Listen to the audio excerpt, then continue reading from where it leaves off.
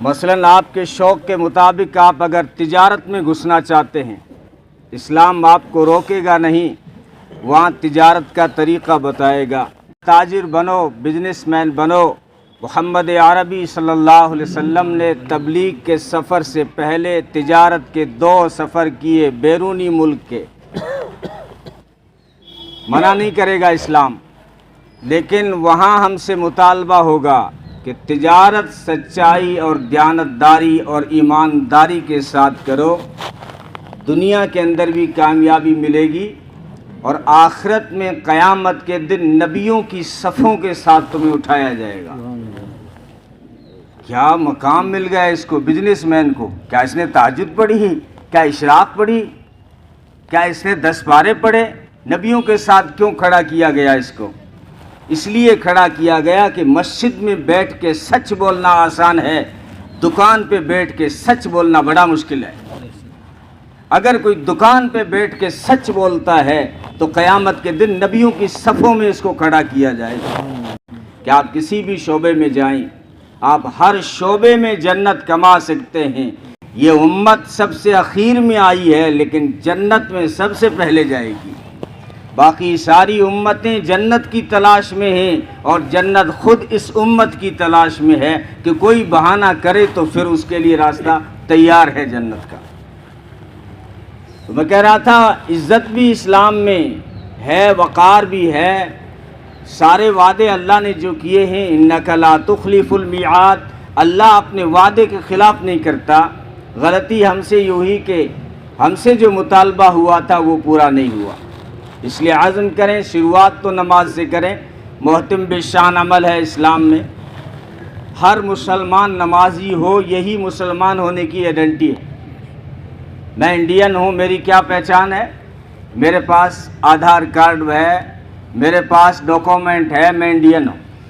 تو آپ مسلمان ہیں، اس کا کیا ڈاکومنٹ ہے؟ کہ نمازی ہونا مسلمان کی آئیڈینٹی ہے۔ اگر نماز نہیں ہے تو ہم یہ تو نہیں کہہ سکتے کہ وہ مسلمان نہیں ہے، ہاں یہ کہہ سکتے ہیں کہ مسلمان ہونے کی اس کے پاس کوئی نشانی نہیں ہے، کیونکہ مسلمان ہونے کی بڑی نشانی یہی تھی۔ لیکن سب کچھ نماز ہی نہیں بلکہ اسلام پوری زندگی میں ہماری رہبری کرتا ہے۔ ہر جگہ یہ دیکھنا پڑے گا کہ ہمارا لین دین کیا ہے، ہمارے معاملات کیسے ہیں، ہمارے اخلاق کیسے ہیں۔ نمازوں کے ساتھ یہ دیکھنا پڑے گا۔ اسلام کے 3 بڑے شعبے ہیں۔ سب سے پہلا ایمانیات اور اعتقادات، انسان کا عقیدہ صحیح ہو، عقیدے میں شرک کی ملاوٹ نہ ہو۔ عبادت خوب کرتا ہے، لمبے لمبے سجدے کرتا ہے، لیکن اگر عقیدے میں شرک کی ملاوٹ ہے تو یہ سجدے اس کے منہ پہ مار دیے جائیں گے۔ ایمان بھی پکا ہے، عبادتیں بھی کرتا ہے، لیکن اگر اس کے معاملات صحیح نہیں ہیں، لین دین صحیح نہیں ہے، لوگوں کو دھوکے دیتا تھا، کاروبار اس کا صحیح نہیں تھا، حرام راستوں پہ وہ چلا کرتا تھا، پھر بھی یہ عبادت قیامت کے دن اس کے منہ پہ مار دی جائے گی۔ تینوں کا آپس میں جوڑ ہے، عقیدہ صحیح ہو، عبادت بھی ہو، اس کے ساتھ میں انسان کے معاملات اور اخلاق بھی صحیح ہوں۔ اس حاجی صاحب کی طرح نہ ہوں جو ہر سال عمرے پہ جایا کرتے تھے اور جب دکان پہ بیٹھتے تھے تو ڈنڈی مارتے تھے، ٹھگی کرتے تھے، بدماشی کرتے تھے، لوگوں کو ٹھگتے تھے، گراہکوں کو لوٹتے تھے اور ہر سال عمرے پہ جاتے تھے۔ تو کسی من چلے نے پوچھ لیا، حاجی صاحب آپ کا کہاں جانے کا ارادہ ہے؟ جنت میں جانے کا ارادہ ہے یا دوزخ میں جانے کا ارادہ ہے؟ آپ ہر سال عمرے پہ جا رہے ہیں، اس سے تو یوں لگتا ہے کہ جنت میں جانا چاہتے ہیں، لیکن دکان پہ بیٹھتے ہی ڈنڈی مارتے ہیں، اس سے تو یوں لگتا ہے کہ آپ دوزخ میں جانا چاہتے ہیں۔ آپ خود اپنی زبان سے ہی بتا دیں کہ آپ کا ارادہ کہاں ہے۔ حاجی صاحب نے کہا کہ جنت دوزخ کو تو بیروں کو نہیں، اللہ نے کہوں گا جٹھے 2 روپے کو فائدہ بٹھے ہی بھیجتے۔ تو معاملات نمازوں کے ساتھ، عبادات کے ساتھ ہمارے معاملات اور رویے، یہ مطلب آپ صلی اللہ علیہ وسلم کی صفات اور اسلام کی خصوصیات ہماری 5 فٹ کی کائنات میں اس طرح بولیں کہ ہمیں کہنا نہ پڑے کہ میں محمدی ہوں، میں مسلمان ہوں، ہماری صفات بولیں۔ دیکھو وردیاں بتا دیتی ہیں، کہنا نہیں پڑتا میں پولیس مین ہوں، وردی بتا دیتی ہے، کہنا نہیں پڑتا میں وکیل صاحب ہوں۔ تو ہمارے اسلام کی صفات ہمارے اندر اس طرح بولیں کہ کہنا نہ پڑے کہ یہ مسلمان ہے، بلکہ صفات بولیں۔ آپ صلی اللہ علیہ وسلم کی صفات صحابہ کرام کے اندر زندہ بولتی تھی، زندہ۔ جیسے آپ صلی اللہ علیہ وسلم سچے تھے تو صداقت ابو بکر میں تصویر کی طرح نظر آتی تھی۔ اگر آپ صلی اللہ علیہ وسلم انصاف کرنے والے تھے تو عدل و انصاف حضرت عمر میں بولتا تھا۔ اگر آپ صلی اللہ علیہ وسلم سخی تھے تو سخاوت حضرت عثمان میں بولتی تھی۔ اگر آپ صلی اللہ علیہ وسلم بہادر تھے تو بہادری حضرت علی میں بولتی تھی۔ تو ہم اگر محمدی ہیں تو آپ صلی اللہ علیہ وسلم کی سنتیں اور اسلام کی صفاتیں اور عبادات اور جو ہے اسلام کی خصوصیات ہماری زندگی میں اس طرح بولیں، 5 فٹ کی کائنات میں بولیں، کہنا نہیں پڑے۔ اسلام ہماری اس طرح تربیت کرنا چاہتا ہے کہ آپ تنہائی میں بھی آپ گناہ کرنے سے رک جائیں جہاں کوئی نہ دیکھ رہا ہو، کیونکہ خدا کا خیال ہی، خدا کا ڈر ہی، خدا کی محبت ہی، تقوی ہی انسان کو گناہوں سے بچاتی ہے۔ تنہائی ہے اور تیرے پاس موبائل ہے، اب اس میں ساری گندگیاں بھی ہیں، اچھائیاں بھی ہیں، لیکن اسکرین پہ کیا تو دیکھ رہا ہے؟ کوئی دیکھے یا نہ دیکھے تو الگ کمرے میں ہے، لیکن جس کو دیکھنا ہے وہ تو دیکھ رہا ہے۔ جو کرتا ہے تو چھپ کے اہل جہاں سے، کوئی تو دیکھتا ہے تجھے آسمان سے۔ جس کو دیکھنا ہے، جس کو حساب لینا ہے، وہ دیکھ رہا ہے۔ ہماری تربیت اس طرح ہو جس طرح حضرت عمر کے دور کی بچیوں کی تربیت تھی۔ حضرت عمر گشت کر رہے ہیں، ایک گھر کے پاس سے گزرے جہاں ماں بیٹی آپس میں بات کر رہی تھی۔ ماں اپنی بیٹی سے کہہ رہی تھی، بیٹا دودھ میں پانی ملا لو تاکہ پیسے زیادہ ملیں گے۔ یہ مرض یہاں بھی، ہمارے یہاں بھی ہے، بلکہ اب تو یوں کہا جانے لگا ہے کہ پہلے زمانے میں کبھی ملایا جاتا ہوگا دودھ میں پانی، اب دودھ میں پانی نہیں ملایا جاتا بلکہ پانی میں تھوڑا دودھ ڈال کے بیچ دیا جاتا ہے۔ تو ماں کہہ رہی ہے بیٹی سے، دو ماں اور کوئی نہیں گھر میں، حضرت عمر پیچھے گشت کر رہے ہیں، آواز وہاں باہر چلی گئی، بیٹا دودھ میں پانی ملا لو پیسے زیادہ ملیں گے۔ بیٹی نے کہا، امی امیر المومنین حضرت عمر نے منع کیا ہے، دودھ میں پانی نہیں ملانا چاہیے۔ تو ماں کہنے لگی، بیٹا عمر کون سا یہاں دیکھ رہا ہے، وہ تو اپنے گھر پہ ہوں گے، حکومت چلا رہے ہوں گے، یہاں تو ہم 2 ماں بیٹی ہیں، ملا لے، کوئی نہیں دیکھ رہا ہے، پیسے زیادہ ملیں گے۔ بیٹی نے کتنا پیارا جواب دیا تھا، ماں عمر تو نہیں دیکھ رہا ہے لیکن عمر کا خدا تو دیکھ رہا ہے، خدا کہاں گیا؟ اگر یہ صفت انسان کے اندر پیدا ہو جائے تو انسان تنہائی میں بھی گناہوں سے بچ سکتا ہے۔ مجھے کون دیکھ رہا ہے؟ جس کو دیکھنا ہے وہ اچھی طرح دیکھ رہا ہے، جس کو حساب لینا ہے وہ بڑا بصیر ہے، وہ بڑا سمیع ہے۔ وہ تو اگر کالی رات میں کالی چٹان ہو اور کالی چٹان پہ کالی چونٹی جا رہی ہو نا، اس کے چلنے کے قدموں کے نشان دوربین نہیں بتا سکتی، وہ دیکھتا ہے، اور اس کے قدموں کی آہٹ وہ عرش پہ سنتا ہے اور اس کی فریاد سنتا ہے۔ موسیٰ علیہ السلام لشکر لے کے جا رہے ہیں، پتہ نہیں انسانوں کو کس نے دھوکہ دے دیا کہ خدا تمہاری ڈائریکٹ نہیں سنے گا، لیکن دیکھو وہ چونٹیوں کی بھی ڈائریکٹ سنتا ہے۔ حضرت موسیٰ علیہ السلام لشکر لے کے جنگل میں جا رہے ہیں، کئی دنوں سے بارش نہیں ہو رہی ہے، اب جو ہے دعا کرنے جا رہے ہیں، اس میں عورتیں بچے جانور سب تھے۔ اللہ نے پوچھا، میرے کلیم کہاں جا رہے ہیں آپ اتنا سارا لشکر لے کے؟ کہا بارش نہیں ہو رہی، ہم جنگل میں جا کے فریاد کریں گے شاید تجھے رحم آئے۔ کہا جاؤ جلدی سے گھر لوٹو، تم سے پہلے اسی جنگل میں ایک چونٹی نے بارش کی دعا مانگی، میں نے اس کو قبول کر دیا ہے، بارش برسنے والی ہے، گھر پہنچو جلدی۔ وہ تو چونٹی کی بھی ڈائریکٹ سنتا ہے۔ کس نے دھوکہ دے دیا کہ نہیں، پہلے ہمیں نذرانہ دینا پڑے گا، پہلے ہمیں خوش کرنا پڑے گا، وہ جو ہے تمہاری ڈائریکٹ نہیں انڈائریکٹ، ہماری جیب سے ہو کے گزرو تو پھر تمہاری سنائی جائے گی۔ یہ دھوکہ دیا گیا ہے انسانیت کو، اللہ تعالیٰ سب کی سنتے ہیں۔ تو اس طرح ہر شعبے میں جو ہے ہماری اس طرح تربیت ہو کہ جو صفات جو ہے میں نے کہا صحابہ میں بولا کرتی تھی، ابو بکر کے اندر صداقت بولتی تھی، بھئی مسلمان کی کسی زمانے میں پہچان ہوا کرتی تھی۔ نبی سے پوچھا گیا کہ مومن بخیل ہو سکتا ہے؟ نبی نے فرمایا ہو سکتا ہے۔ بزدل ہو سکتا ہے؟ نبی نے فرمایا ہاں بزدل ہو سکتا ہے۔ نبی سے پوچھا گیا کیا مومن جھوٹا ہو سکتا ہے؟ نبی نے فرمایا مسلمان مومن کبھی جھوٹا نہیں ہو سکتا۔ یہ مسلمان کی پہچان ہوا کرتی تھی۔ اب جا کے دیکھ لیں ہزاروں میں کوئی سچا ملتا نہیں۔ بزنس میں، کاروبار میں ہم سب کہیں نہ کہیں مسالہ لگا کے جھوٹ کے عادی ہو گئے ہیں، جھوٹ کے عادی ہو گئے ہیں، حالانکہ بڑے گناہوں کے ساتھ اس کو شمار کیا۔ نبی ٹیک لگا کے بیٹھے تھے اور سامنے صحابہ تھے، فرمایا تمہیں بتاؤں بڑے گناہوں میں سے بھی بڑے گناہ کون سے ہیں؟ فرمایا پہلا ہے شرک، اللہ کی الوہیت ربوبیت میں، عبادات میں کسی اور کو شریک کرنا، اور دوسرا ہے ماں باپ کی نافرمانی کرنا، اور تیسرا، اب دو تو فرمائے تو ٹیک لگا کے بیٹھے تھے، لیکن جب تیسرا بتانے لگے تو ٹیک چھوڑ دیا، سیدھے بیٹھ گئے۔ فرمایا سنو، جھوٹ بولنا بھی بڑے گناہوں میں سے بڑا گناہ ہے، بڑے گناہوں میں سے بڑا گناہ ہے جھوٹ بولنا۔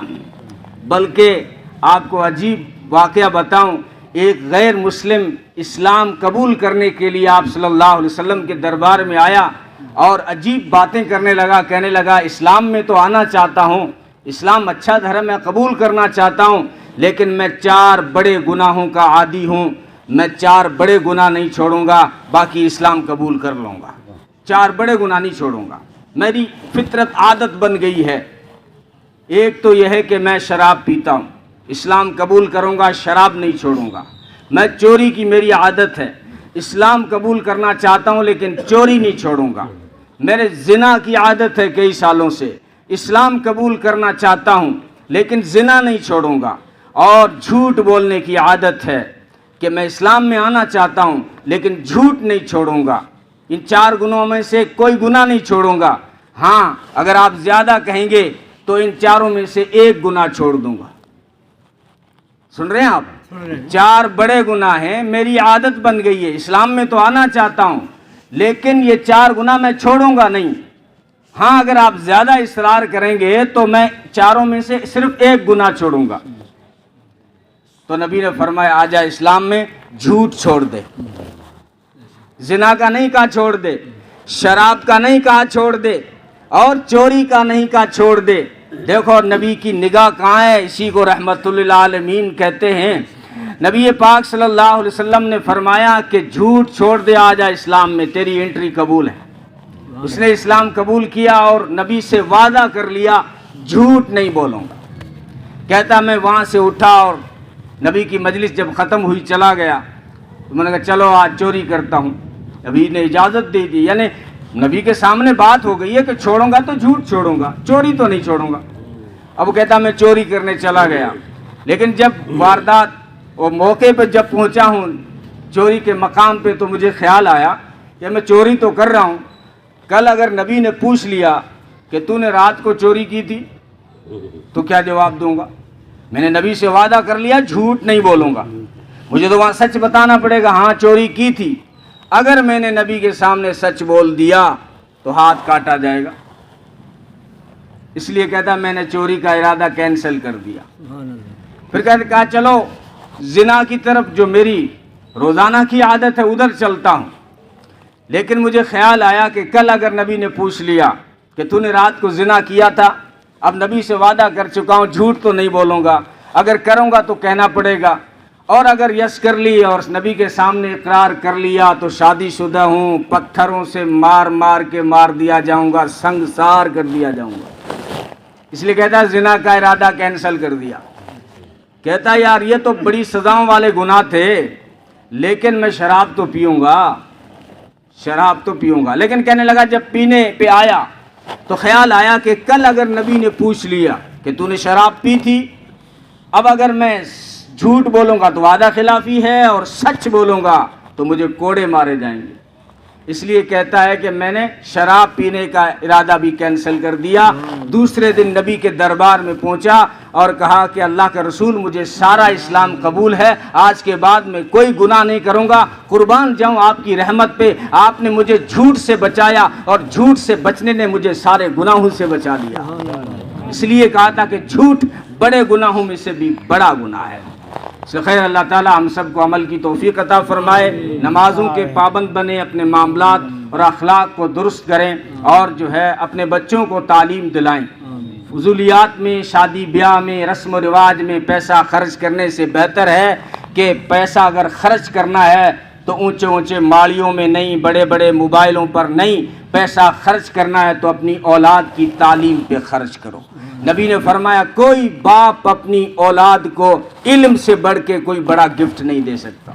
یہ تم تجوریاں الماریاں دو گے، اس کو زنگ لگ جائے گا، کل ختم ہو جائیں گی، گھس جائیں گی، کپڑے پھٹ جائیں گے، جتنے بھی جوڑے دے دو۔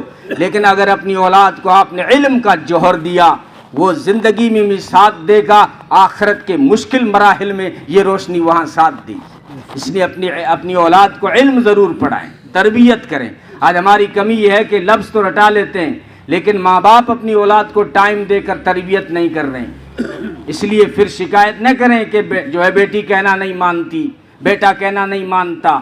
ہمارا قصور ہے کہ ہم نے تربیت نہیں کی اپنی اولاد کی۔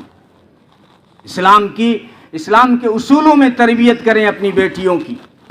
نبی پاک صلی اللہ علیہ وسلم نے جنگ کے موقع پہ، ہماری بچی ابھی 5ویں 6ٹھی تک نہیں پہنچتی کہ سر سے اوڑھنا پھینک دیتی ہے، کندھے پہ ڈال دیتی ہے۔ کوئی انڈیا کا قانون نہیں ہے، یاد رکھیں۔ یہ مت رہیں اس دھوکے میں کہ جو اسکول کا کوئی قانون ہوگا، نہیں ہے کوئی اسکول کا قانون۔ سکھوں کو دیکھو، پگڑی باندھ کے ہر پوری دنیا میں پڑھتے ہیں، وہ تم سے زیادہ پڑھتے ہیں۔ وہ اپنی پگڑی اتاری، امریکہ جا کے بھی نہیں اتاری انہوں نے۔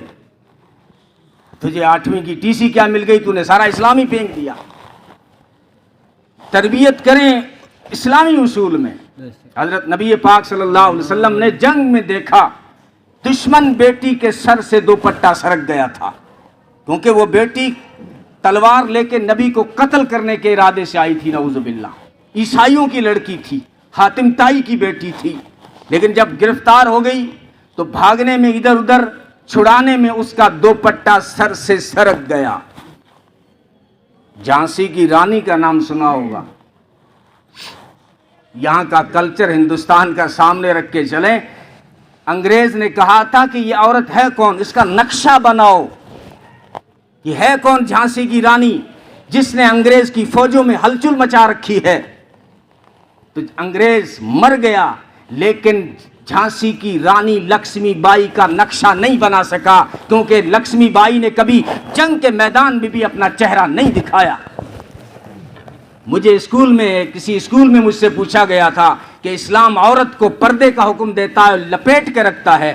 میں نے کہا تم کون سے دھرم کو فالو کرتے ہو؟ کہ ہم سناتن دھرم کو کرتے ہو۔ میں نے کہا رام کو کیا مانتے ہو، سیتا کو کیا مانتے ہو؟ کہا سب کچھ مانتے ہیں۔ تو میں نے کہا سنو، جب وہ ونواس کے لیے 14 سال کے رام چلے گئے تھے اور 14 سال کے بعد لوٹ کے جب واپس آئے، خوشی میں ایک جلسہ رکھا گیا تھا، مالا پن کا ایک پروگرام رکھا گیا تھا، رام کو بھی مالا پہنائی گئی۔ اس موقع پہ جو ہے سیتا کے دیور کو، لکشمن کو کہا گیا کہ ایک مالا اپنی بھابھی کے گلے میں بھی ڈال دیں، اور یہ لکشمن مالا لے کے جب عورتوں کے پاس پہنچتا ہے، حالانکہ 14 سال رام جب چلے گئے تھے تو بھابھی کے پاس اکیلا اگر تھا تو دیور تھا، لکشمن تھا، لیکن 14 سال کے بعد جب مالا پہنانے کی باری آئی تو جب عورتوں کے پاس گیا تو وہاں جا کے پوچھتا ہے اے عورتوں بتاؤ تم میں سے میری بھابھی کون سی ہے۔ کیا مطلب کہ وہ ساڑی میں تھی، وہ گھونگھٹ میں تھی، پوچھنا پڑا دیور کو بھی کہ میری بھابھی کون سی ہے۔ اس لیے دیکھو عزت کے لیے اللہ تعالیٰ نے ڈالا ہے۔ آپ پاؤ گوشت لاتے کووں سے بچانے کے لیے، چین سے بچانے کے لیے کالی تھیلی میں اس کو بند کر کے لاتے ہیں، کوئی جھپٹا نہ مار لے۔ یہی تو اسلام کہتا ہے کہ یہ 50 کلو کی باہر نکلے گی، کوئی اس کی عزت پہ جھپٹا نہ مار لے۔ اب تو سمجھ جاؤ۔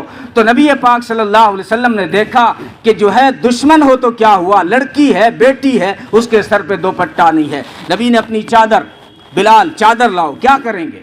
فرمایا میری چادر میں آنے والی بیٹی کے سر پہ ڈالوں گا۔ تو بلال نے کہا اللہ کا رسول دشمن کی بیٹی ہے، آپ کو قتل کرنے آئی تھی۔ اور قسمیں کھا کے آئی تھی، اپنے تیروں کو تلواروں کو زہر میں بجھا کے آئی تھی. اب اگر یہ اس کے سر سے 2 پٹا سرک جائے کیا فرق پڑتا ہے؟